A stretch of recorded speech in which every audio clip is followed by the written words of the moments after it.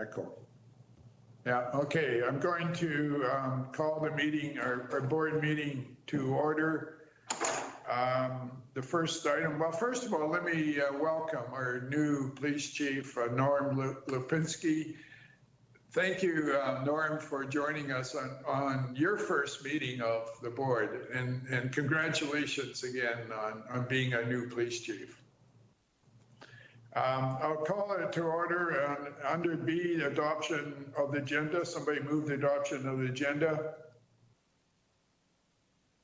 Seconder. Okay, any discussion? All in favor? Against? Carried. Number 2 is adoption of the minutes of October the 13th, 2020. Somebody move them. Seconder. All in favor? All in favor? Against? Carried. Under delegations, we have first one up is questions and answers. And I think, Melissa, you were going to handle this part. Yes, thank you, Mr. Chair. We have 3 questions that came in. The third question being something that had some interest by a number of citizens. So I'm asking one question. So the first question, since the Surrey Police transition is going forward, is there a way to finally put the campaign to keep the RCMP to rest? I understand that everyone has a right to their own opinions. However, the people behind that campaign have created a lot of tension and friction within our community. Their scare tactics, hence childish behavior, has escalated and needs to stop. And I'll direct that question to Director Cloak. Thank you for the question, Melissa. Our role as the Surrey Police Board is really to govern the Surrey Police Service. We respect that we have passionate residents that do continue to make their voices heard. We will continue to demonstrate that we are accountable to Surrey's residents and continue to work with the community to understand the role of the board. Thank you, Director Cloak. The next question I will direct at Director Brassard. Whenever I called the RCMP to ask for help, their call takers give me the runaround and play 20 questions. By the time the RCMP arrive, the suspects are long gone. Will the new Surrey Police Department become more responsive if I need to ask for help?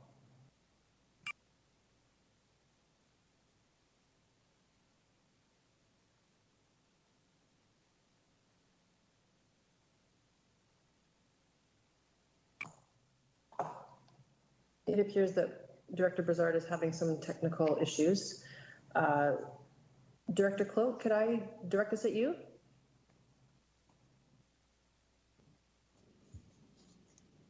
Melissa, can I get you to ask the question one more time? Yes. Whenever I've called the RCMP to ask for help, their call takers give me the runaround and play 20 questions. By the time the RCMP arrive, the suspects are long gone. Will the new Surrey Police Department become more responsive if I need to ask for help? Great, thanks for the question. Well, we really can't comment on your experiences with the RCMP. We can assure you that the SPS will be accountable for response times for the wide range of service calls that they'll be attending. It will be the responsible of our Chief Constable to develop metrics as they relate to the quality and effectiveness of our police services. Thank you, and I think Chief Lipinski has some comments as well on that. Thank you, Melissa, and thank you for the question. I think it's important that when I start that I do a scan of the service delivery model for Surrey, which means that looking at the response times, when does the call come in, and then when it is dispatched, and then when do the police officers arrive. That's important from a customer service perspective. Thank you, Chief Lipinski. I have a third question, and as I mentioned, there was a lot of interest in this particular issue, so we have grouped a question together based on a number of citizens who wrote in, and I will direct this at Director Modell. Given the following crime statistics that show a 7% drop in violent crime, which were recently published in the Surrey Now Leader, why do we need to replace the RCMP with a neophyte, untested police force? Why would we want to lose these valuable officers? Thank you, Melissa. That's a great question. Appreciate the write-in with regard to that. Crime rates are the number 1 metrics used to assess the effectiveness of the police. And according to Stats Canada, up to 80% of calls for police services are actually related to the mental health, the homelessness, the addiction, and just general requests for assistance. So it's important to look at crime rates in a larger general context of police metrics. The use of force data, complaints against the police, call response times, and public trust and confidence surveys are always a small example of important metrics that should actually be considered. So Statistics Canada has been working with the policing community and other partners to build a national program to collect detailed information on calls for service in order to help understand the impact of non-criminal calls and their impact on police forces, and to monitor emerging social issues such as the opioid crisis that we're facing. As a local governance board, we will be forward-thinking in developing metrics based on the priorities, the goals and objectives that are identified by the residents and the businesses in Surrey, and we're going to hold the SPS accountable to them. And I'd like to ask our new chief, Norm Lipinski, to add his comments to that too, please, if you would. Thank you. Thank you for that, Director Modell. And it's a very good question. And if you look at other police departments throughout the Lower Mainland, all departments have experienced a decline in crime rates recently. And I think part of that is because of the pandemic. Nonetheless, when you're looking specifically at Surrey, my job is going to be to ensure that it continues declining. And it's a comprehensive plan that we'll look at putting into place. And I look forward to implementing that and to ensure public safety is maintained and improved on for the citizens of Surrey. Mr. Chair, that's the end of the questions. I should note that we did have a number of questions that came through on Twitter. So if people are interested in seeing more, they can go to our Twitter handle at SPS Board. In addition, citizens that would like to email the board questions can do so prior to the next board meeting in December at info@surreypoliceboard.ca. Thank you. Okay, thank you, Melissa. We're under D now 1, which is provincial reporting requirements. And again, Melissa, if you could give us a report on this. Thank you, Mr. Chair. So this report is just for the board's information. As you know, the province is responsible for superintending policing in this province. And as such, there are a number of reporting requirements that the board must adhere to throughout a year. And they're listed here in this report. I won't get into the details of each as they're there for you. If you have any questions related to them, please let me know. Thank you. Okay, any questions of any directors on the provincial reporting requirements?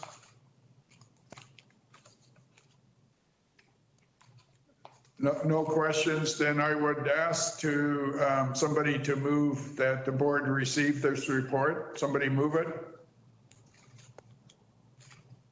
Seconder. Call the question. All in favor? Against? Carried. Okay, we're into under committee reports, and the first committee is the Finance Committee. The first item under this is policing transition expenditures to date. This is report number FIN 004, and it's for information. And I would ask Director Modell to give an update on this report.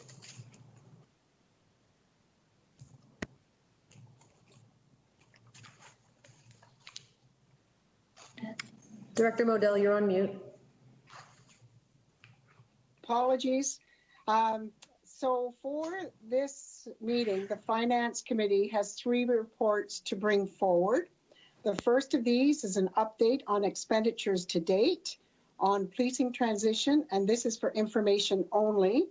And the second and third reports require decisions from the board and by the board that relate to the expending authority and expense policy for the Chief Constable of SPS.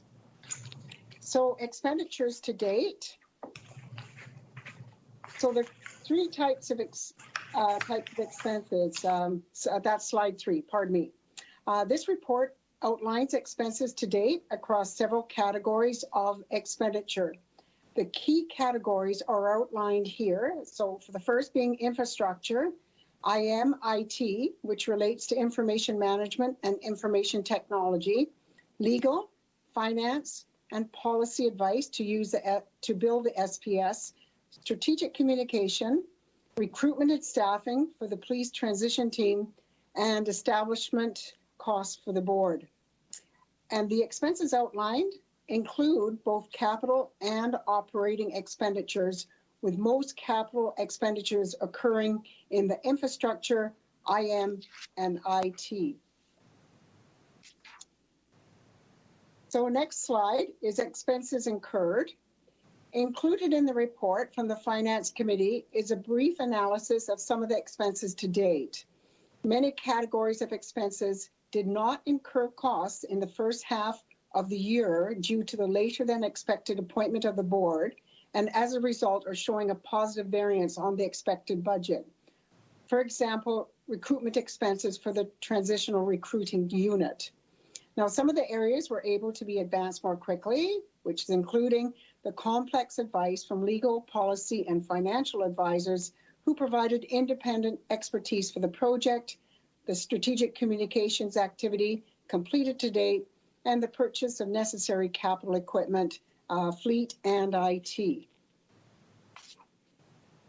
So the total budget balance. Now this slide shows a summary budget balance for the policing transition based on expenditures up to and including September the 30th, 2020. While 25.2 million was budgeted, only 2.9 million was expended by September.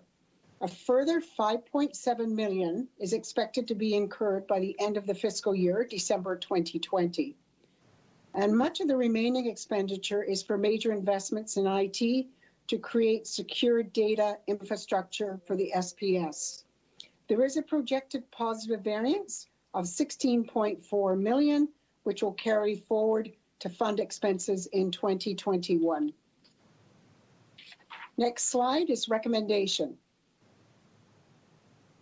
So this report has been prepared to provide an update for the board on expenses that have been managed by the city to date. The board will receive monthly updates on the expenditures for information, and the Finance Committee recommends that the board receives a report for information. Mr. Chair. Yes, go ahead. That concludes my presentation on the first report of the Finance Committee. Once you move the recommendation, I can present the other two reports from the Finance Committee. Okay, thank you very much for your report. Somebody move for receipt the report. Seconder. All in favor? Against? Carried. We'll go on to the second report. Director Modell. Thank you. So the spending authority, the Chief Constable. So previously, next slide, previously approved spending authorities at our October 13th, 2020 board meeting. Interim spending authorities were approved for the Executive Director and the Finance Committee to manage immediate expenses in advance of the appointment of the Chief Constable. And these delegated spending authorities has been useful to enable the board to assume more control from the city for expenditures relating to the establishment of the SPS. So the next slide is number 9, which is the rationale for proposed changes. With the appointment of our Chief Constable, Norm Lipinski, it is appropriate to adjust these delegated spending authorities from the board. To do this work, the SPS and the Chief Constable will require some spending authority. So after the review of the city authorities, the Finance Committee has proposed a new delegated authority limits that are aligned with the cities, but also give the SPS appropriate levels of oversight for expenditures. As a result of the proposed change for the spending authority for the chief, the limit previously set for the Finance Committee's authority also needs to be adjusted. So the next slide, which is this one, proposed spending authorities. Please go back one. shows how the three levels of expending authorities will operate in practice. So the proposed spending authorities, the Finance Committee proposes following adjustments to the spending authorities for the SPS. A, the Finance Committee will have the authority for expenses over $500,000. B, the Chief Constable will have authority for expenses up to $500,000. And C, the Executive Director will retain existing authority for expenses up to $100,000. So slide 11, which is our recommendation. So number 1 is to give effect to these proposed changes. The Finance Committee recommends the board approve the new authorities for the Chief Constable and the Finance Committee. Thank you, Mr. Chair. That concludes my presentation on the second report of the Finance Committee. And once you move the recommendation, I can present on the final report from the Finance Committee.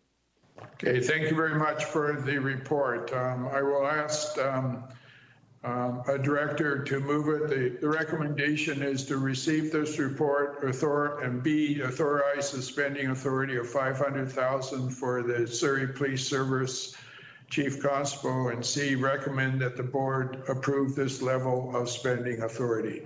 Somebody move it, please. Thank you. Seconder. Thank you. All in favor? Against? Carried. Director Modell, please go ahead with your third report. So slide 13 is the expense policy, or slide 12 is the expense policy for the Chief Constable. And slide 13 is a proposed expense policy.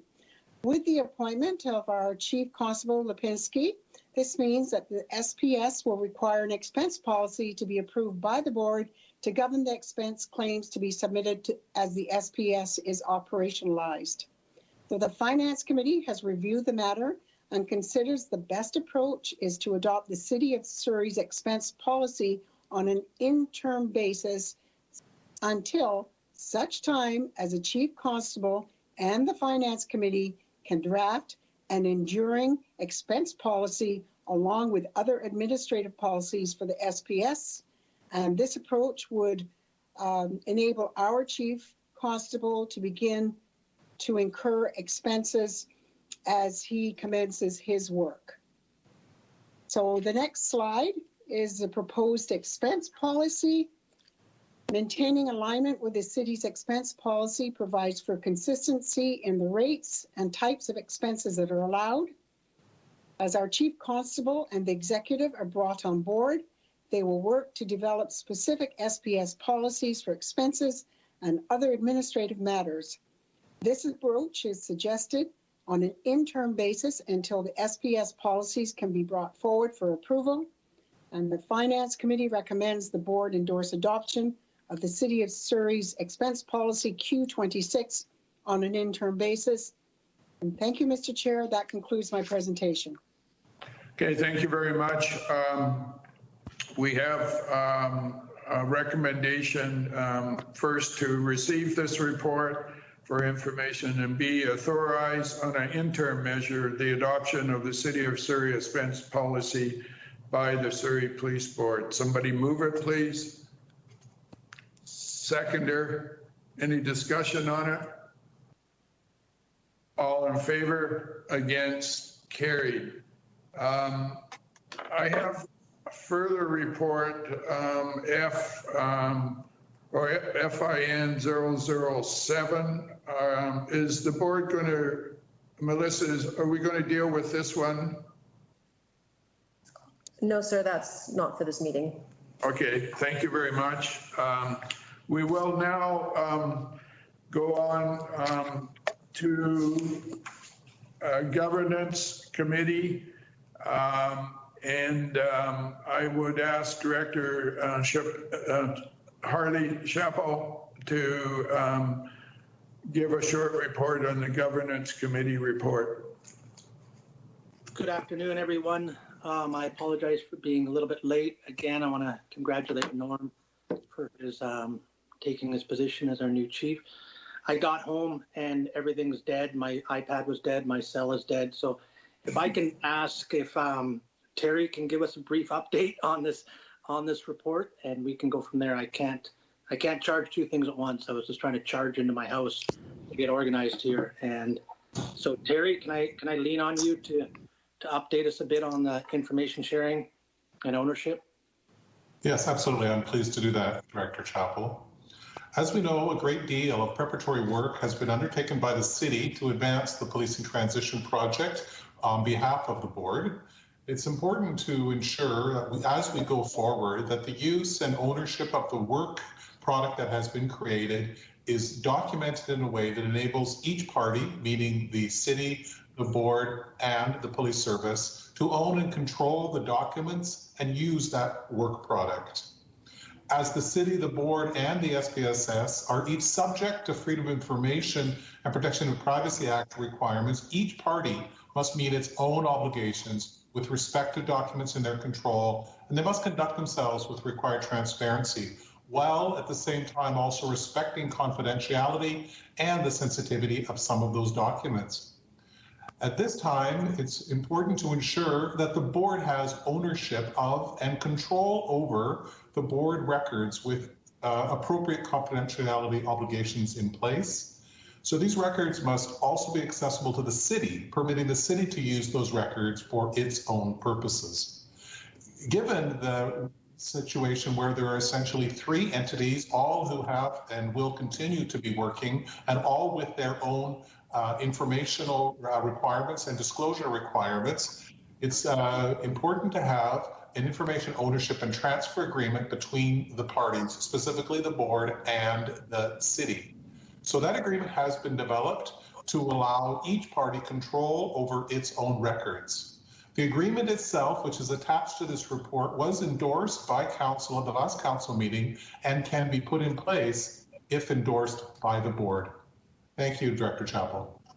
Okay, if somebody, then there's a number of, I'll read the recommendations. The Governance Committee recommends that the board, A, enter into agreement with the City of Surrey to, 1, transfer ownership to the Board of Records created by the City of Surrey to support and facilitate the mandate of the board. 2, to address the ongoing management, transfer, and disclosure of those records. And 3, to enable the City of Surrey to use the records for the City of Surrey's own purposes. And B, authorize the chair or their delegate to execute information ownership and transfer of interest agreement. Somebody move it, please.